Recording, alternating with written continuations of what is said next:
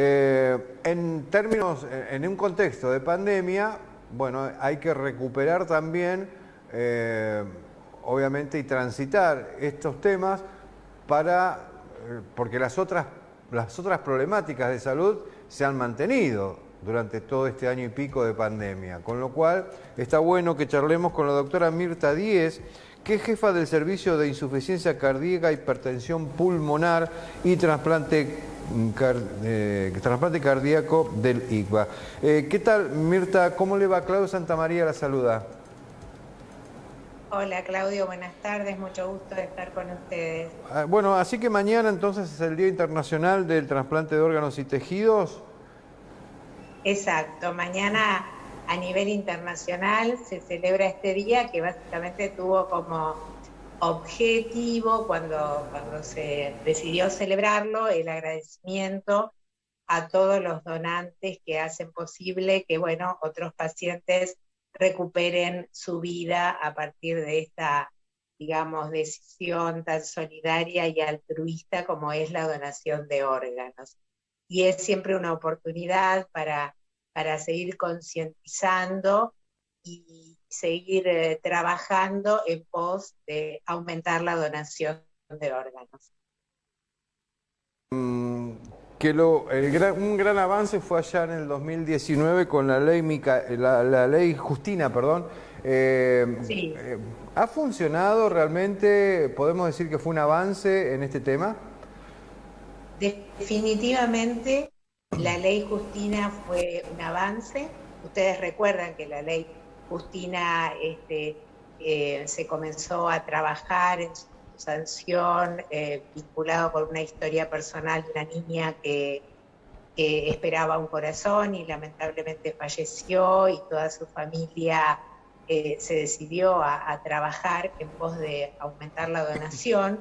Y desde que se sancionó, la ley se sancionó en julio del 2018, la donación en el país aumentó de manera significativa. Llegamos a tener 19 donantes por millón de habitantes, una cifra significativamente mayor que las previas, y acercándonos a lo que es la donación, por ejemplo, de la Comunidad Europea y de Estados Unidos, que es de 22 donantes por millón de habitantes.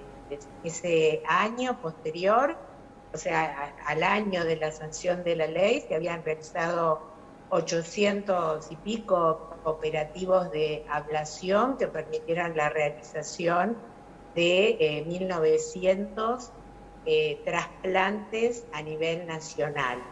Así que además lo interesante de la ley, si me permite Carlos, es que no solo favoreció la donación, sino que también la ley habla sobre la necesidad de cubrir la medicación y el seguimiento de los pacientes que se trasplantan y no tienen cobertura, habla sobre los derechos del donante, del receptor, sobre, bueno, la equidad, el anonimato. O sea que la ley es mucho más abarcativa que el concepto de donante presunto, que probablemente es lo Claro. fundamental de la ley, ¿no? El hecho de que todo mayor de 18 años es donante presunto a partir de la sanción de la ley, pero es más abarcativa. Bien, y Mirta, cuéntenos cómo modificó algo, poco, mucho, la pandemia y la donación de órganos. Sí, bueno, el año pasado, por supuesto, atravesados por la pandemia y siendo, digamos, también toda una nueva situación Claro, para todos, claro. la donación disminuyó, el trasplante disminuyó, por lo menos el trasplante de corazón, un 20%, que es una cifra importante, pero que también sucedió en el resto del mundo. En Estados Unidos cayó un 26%, o sea, hubo todo, en Europa cayó mucho también, hubo toda una caída no solo de la donación, sino de la operatividad respecto del Y trasplante, claro. porque Al principio tuvimos que aprender a, bueno, cómo testear a los donantes, que el IPUCAI lo hace de manera excelente, con un protocolo muy riguroso. Nosotros en las instituciones tuvimos que aprender cómo chequear a nuestros receptores, cómo hacer la operatoria de todo el equipo, porque cuando se ablaciona va mucha gente por equipo de trasplante ablacionar, entonces cuando es un trasplante multiorgánico puede llegar al lugar donde está el donante 50 personas del equipo de salud. Claro. Entonces, bueno, todo esto en un momento de pandemia para viajar, para entrar a las diferentes provincias, Claro. tuvimos un periodo de parate hasta que, bueno, cada uno en su institución, nosotros en el Instituto Cardiovascular adaptamos todos nuestros protocolos a esta situación de pandemia para poder seguir trasplantando. Está bien. Ahora, ha mejorado, por lo que estuve leyendo, desde enero, puede ser, 2021 empezó a ser un poco más auspicioso. Sí.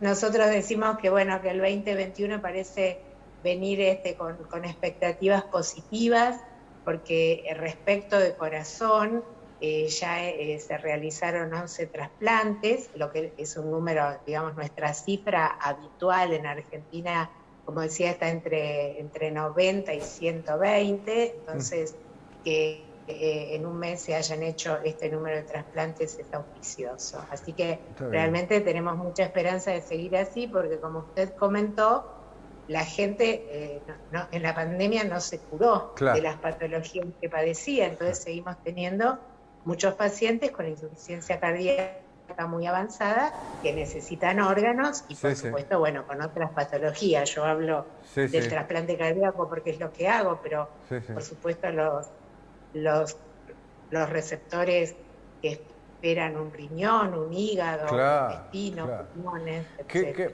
A veces uno, claro, esos mundos tan dramáticos, ¿no?, que transitan además una patología que está presionada por el tiempo también, la sumatoria, además, la sumatoria de una pandemia, qué cosa, ¿no? ¿Cuántos dramas personales habrán ocurrido en 2020 y uno a veces se mira el ombligo nada más, ¿no? Pero hagamos docencia, Mirta. Multiplicate por 7. ¿Qué significa esto? Sí. Bueno, eso es un lema muy lindo. Un donante que digamos, tenía previo a sufrir el evento que lo lleva a la muerte cerebral, que tenía un estado de salud adecuado, puede donar entre 7 a 8 órganos, además de donar tejido, córnea, hueso, piel, pero puede donar de 7 a 8 órganos, porque puede donar intestino, un corazón, 1 o 2 pulmones, 2 riñones, un hígado, páncreas. Entonces, por esto viene el lema de multiplicate por 7 como una manera de decir que, bueno, que el donante, gracias a esa decisión, va a permitir la vida de claro. No sabía, la verdad no sabía, Mirta, que se podía reemplazar el páncreas. Yo creía que era intocable eso. Mire usted.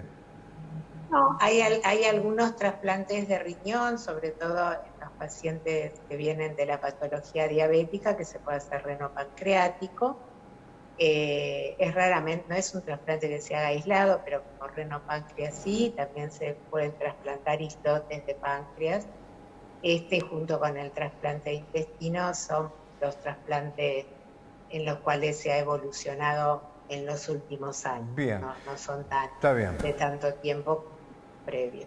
Quiere decir entonces que si todo va mejor, que ya con poquito ya nos iría mejor comparado con el 2020, las vacunas, menos transmisión, la gente va a perder un poquito el miedo a hacer la consulta, va a volver a tratar sus patologías y suponemos que vamos a volver al ritmo de actividad en términos de trasplante óptimo, que requiere justamente un sistema de salud como el nuestro, ¿no? Exactamente, esa es Bien, nuestra expectativa. Yo lo único que quiero agregar, si me permite, es que los pacientes que tienen una enfermedad tan avanzada que requiere un trasplante, es como que no pueden esperar, y además de que no pueden esperar, tampoco han dejado de venir porque son pacientes de la gravedad mayor. está bien. La limitación está mucho más en la donación, y ahí podemos trabajar desde la educación, desde la comunicación, desde reflexionar en que todos podemos necesitar un órgano y que por eso Seguramente. todos deberíamos ser Sí, sí, sí, donantes. sí, claramente. Pero se ha avanzado, ¿no? En términos Mucho. sociales, educativos. Antes era tema tabú prácticamente. Inclusive Sí, me acuerdo de la etapa en que decían, no, tené cuidado porque te sacan el ojo. Bueno, todo un fantasma y nos hemos liberado de eso, ¿no? claro. Sí, sí, sí, un mito horrible Sí, que nos hemos liberado fundamentalmente porque tenemos un sistema de ablación y distribución de implante, que es el INPUCAI, un instituto, claro, que es de una transparencia y claro. un nivel excelente, por lo cual todos los años de trabajo del Bien, INPUCAI hacen que nadie bien. pueda poner en duda la transparencia del sistema. Buenísimo, doctora Mirta Díez. Tengo muchos mensajes del interior del país, haciendo muchas consultas. Vamos a seguir en contacto, nos interesa muchísimo y en la medida que podamos ayudarlos a difundir todo este tipo de información, cuente con nosotros, doctora. Les agradecemos muchísimo esta oportunidad de hablar de un tema tan sensible. Muy bien, muchísimas gracias. Ahí teníamos a la doctora Mirta Díez hablando de este tema en el cual todos podemos tener un rol activo frente a esta cuestión que tiene que ver obviamente con el amor, con el amor, la solidaridad y al poder aún en instancias tremendas ayudar a otros.